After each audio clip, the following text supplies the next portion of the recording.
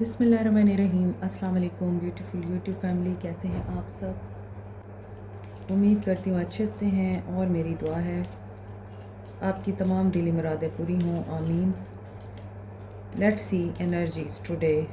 Married unmarried male female सब लोग देख सकते हैं। Stay positive. अभी हम देखते हैं पर्सन्स की energies. Reconciliation. First card is reconciliation. They want to reconcile engagement में भी कुछ लोगों की रिकन्सिलिएशन हो चुकी है, आगाज़ हो चुका है आप लोगों के न्यू चैप्टर का, न्यू फेज़ का इन दिस रिलेशनशिप। और इस पर्सन ने आपको एक सॉलिड कमिटमेंट दी है और they are serious now, they want to have a family with you. और कुछ लोगों की इंगेजमेंट हो चुकी है रीयूनियन के बाद या रिकनसाइल करने के बाद। और जिन लोगों का रीयूनियन हो चुका है, आपके पर्सन्स आपको अप्रोच कर चुके हैं, maybe they are thinking of engagement. वो अब आपके साथ सीरियस कमिटमेंट में आना चाहते हैं। Worth waiting for. कुछ लोग जो अभी भी वेट कर रहे हैं कि ये पर्सन आपको अप्रोच करे, आपको कमिटमेंट दे, आपके घर वालों के साथ एक मीटिंग हो इनके घर वालों की जिसमें आप लोगों को चूज़ किया जाए। तो यस, आप लोगों का यहाँ पर इंतज़ार ख़त्म होता हुआ दिखाई दे रहा है। Religious factors are the main यहाँ पर इन्फ्लुएंस दिखाई दे रहे हैं। कुछ लोगों के हो सकता है रिलीजियस डिफरेंसेस हैं, माइंड मैच नहीं करते, थॉट्स मैच नहीं करती, अकायद मैच नहीं करते, सेक्ट्स शिया सुन्नी या इस तरह की रिलीजियस डिस्पैरिटीज़ हैं जो मैच नहीं करती, या कल्चरल डिफरेंस है, कुछ तो है जो मैच नहीं करता और यही रेड फ्लैग है। मे बी हो सकता है कि इस पर्सन में भी कुछ ऐसी चीज़ें हैं जो रिलीजियसली ठीक नहीं है और किसी एडिक्शन में है, किसी टेम्पटेशन में है ये पर्सन। और रिलीजियसली ये पर्सन हो सकता है बहुत दूर है, मगर ये पास्ट लाइफ रिलेशनशिप हो सकता है। सो रिलीजियसली अगर एक इंसान प्रे नहीं करता, रिलीजियसली ऑब्लिगेशंस को अपने पूरा नहीं करता, ड्यूटीज़ को पूरा नहीं करता, तो उससे तो वैसे ही निकाह करने से मना फरमाया गया है। लेकिन अगर आपको लगता है कि ये चीज़ें ठीक हो सकती हैं, हम दोनों के एक होने से हो सकता है ये इंसान बदल जाए, मैं इसको बदल दूँगी। आप ना तो डॉक्टर हैं, ना ही नर्स हैं, ना ही साइकोलॉजिकल आप डॉक्टर हैं इस इंसान के कि आप बदल देंगे। तरबियत वही होती है, अपब्रिंगिंग वही होती है जो इंसान अपने घर से लेता है। कल को आने वाली लड़की कभी भी उस इंसान को नहीं बदल सकती जो बचपन से अपनी माँ की तरबियत से नहीं बदल सका। सो इस कन्फ्यूजन और गलत फहमी से बाहर आ जाएं कि आप ठीक करेंगे उसको। आप ठीक नहीं कर सकते किसी ऐसे इंसान को जिसको उसके पेरेंट्स नहीं ठीक कर सके। आप दुआ कर सकते हैं। तो वो चीज़ें अपने हाथ में मत लें जो आपके इख्तियार में नहीं है, जिनका फ़र्ज़ आप पर नहीं है, ठीक है।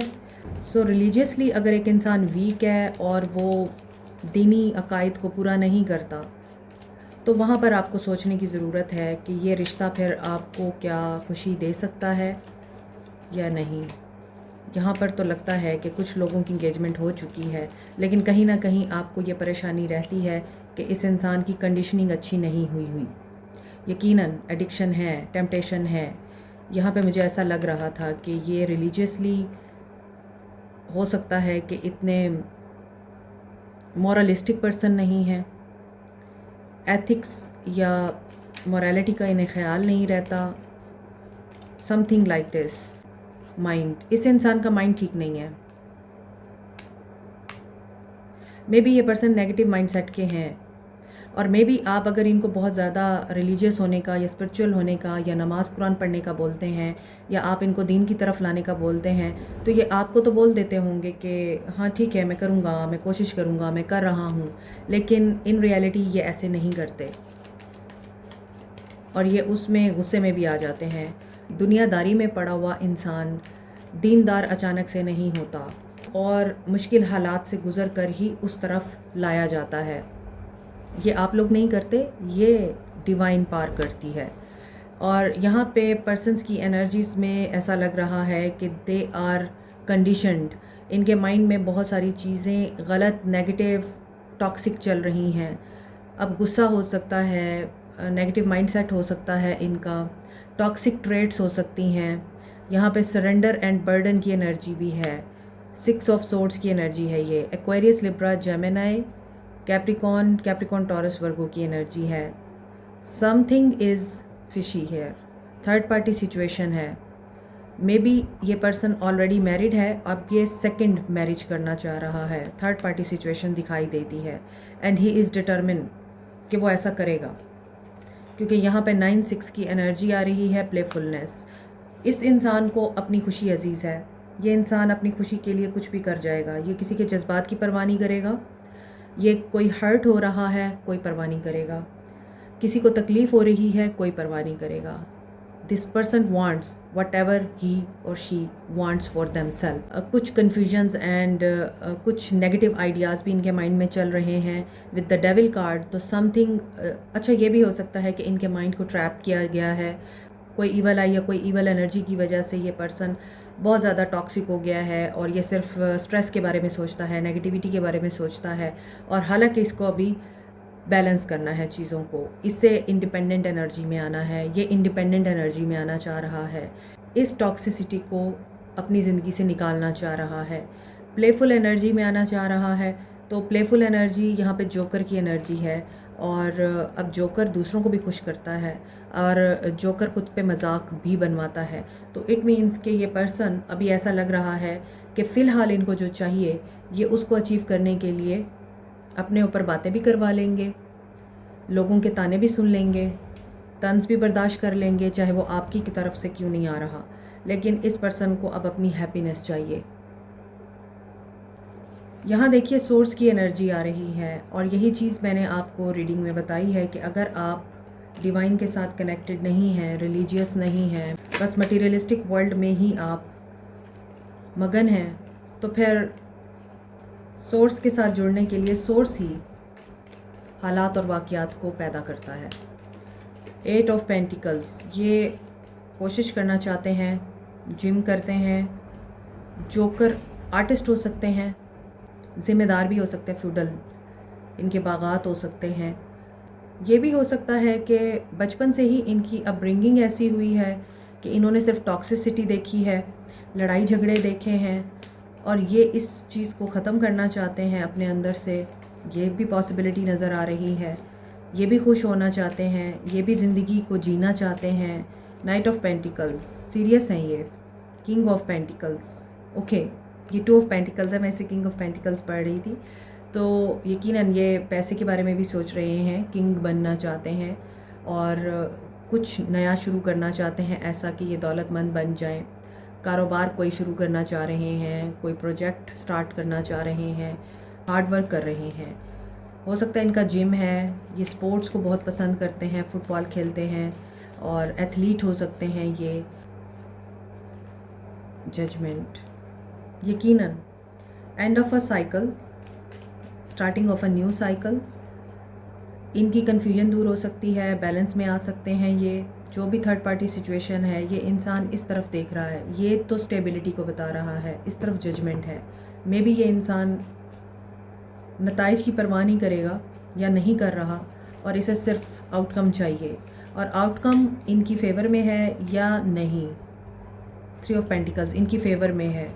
यहाँ पेंटिकल्स की एनर्जी ज़्यादा आ रही है। मे बी ये फोकस्ड हैं अभी अपने करियर पर, इनका सारा ध्यान करियर बिल्टअप करने में है, टीम वर्क करने में है। 3 ऑफ पेंटिकल्स, मशवरे चल रहे हैं। म्यूजिशियन हो सकते हैं ये, रेडियो जॉकी हो सकते हैं, इनका अपना स्टूडियो हो सकता है, सिंगर हो सकते हैं ये। यहाँ सीडीज़ बनी हुई हैं। पहले किसी ज़माने में डीवीडीज़ का बड़ा रिवाज था, अब डीवीडीज़ तो इतना ज़्यादा इन नहीं है, अब तो मोबाइल्स हैं, एयरपॉड्स हैं। देखें ये अभी डिफेंसिव मोड में है। ये अभी जिस चीज़ के ऊपर काम कर रहे हैं, अपनी ज़िंदगी में जो कुछ ये कर रहे हैं उसके बारे में ये किसी से डिस्कशन नहीं करना चाहते, ना किसी की बात सुनना चाहते हैं। ये हो सकता है उस चीज़ को सिक्रेटिव रख रहे हैं अभी, और ये नहीं चाहते इनसे सवाल जवाब किए जाएं फ़िलहाल। जब तक आउटकम नहीं निकलता ये उस चीज़ को कहीं भी डिस्क्लोज़ नहीं करना चाहते और ना ही उसके बारे में किसी की इंक्वायरी, किसी के सवालों का जवाब देना चाहते हैं। लेकिन they are in a defensive energy, कि डिफेंसिव हो रहे हैं। 5 ऑफ पेंटिकल्स।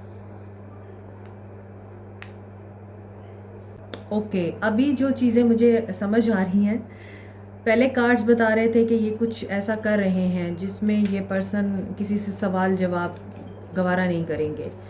अभी यहाँ 2 सिनेरियोज़ क्रिएट हो रहे हैं।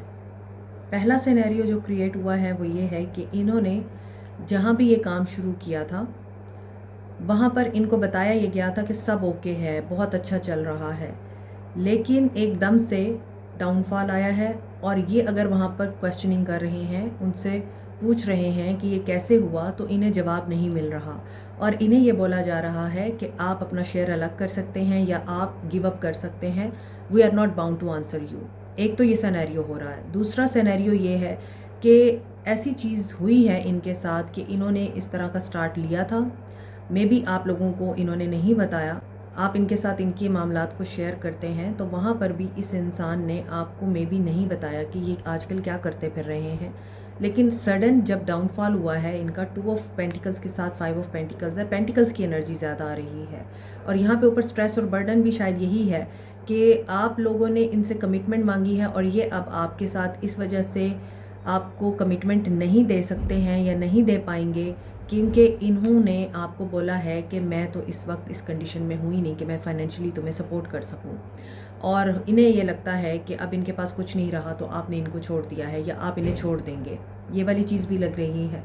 और यहाँ पे 5 of pentacles with the 7 of wands, इस इंसान को ये लगता है कि इसके साथ अब कोई नहीं है। मे बी इस इंसान ने इन सब चीज़ों को करते हुए किसी से मशवरा नहीं लिया और इन्होंने अपने आप को बड़ा काबिल समझा, तो ये मुंह के बल गिरे हैं।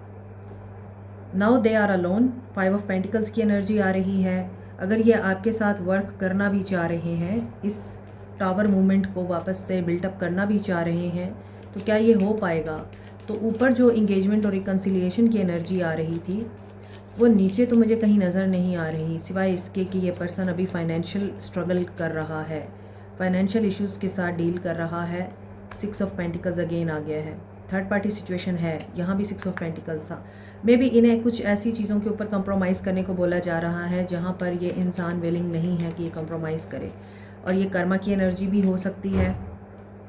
पेज ऑफ वॉन्ड्स, यस, इनको मिल थोड़ा रहा है और इनसे मेहनत ज़्यादा ली गई है। मे बी हो सकता है आइडिया इन्हीं का हो, प्रोजेक्ट भी इन्हीं का हो, कहीं ना कहीं पैसा भी इन्हीं का हो, और शेयर इनको वैसा नहीं मिला जिस तरह से इन्होंने एफर्ट्स डाली। अभी ये दोबारा से कुछ नया शुरू करने का सोच रहे हैं, कोई नया प्रोजेक्ट, आइडिया, काम, जॉब, करियर, और उसमें ये इंसान स्ट्रगल से तो गुजरेगा, टफ टाइम से तो गुजरेगा।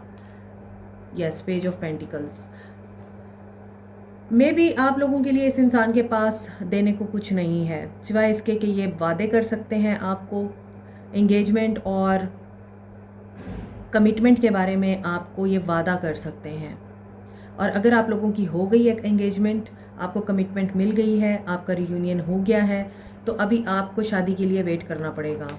तभी यहाँ पे आ रहा है pay attention to the red flags with religious factor.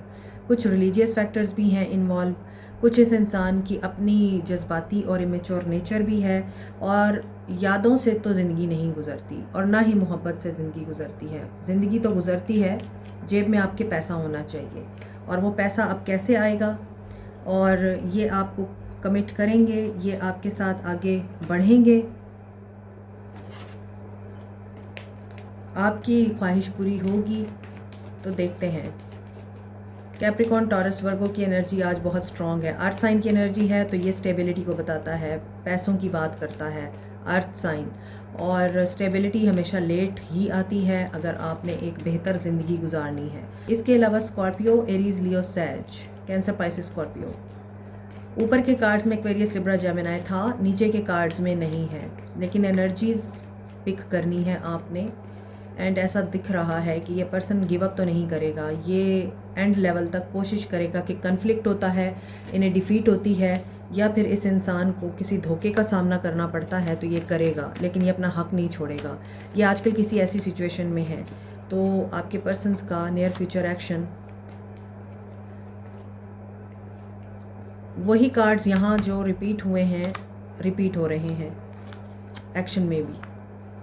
Major आर्काना के कार्ड्स आए हैं ऊपर और they all are negative. Solitude, hermit की एनर्जी है।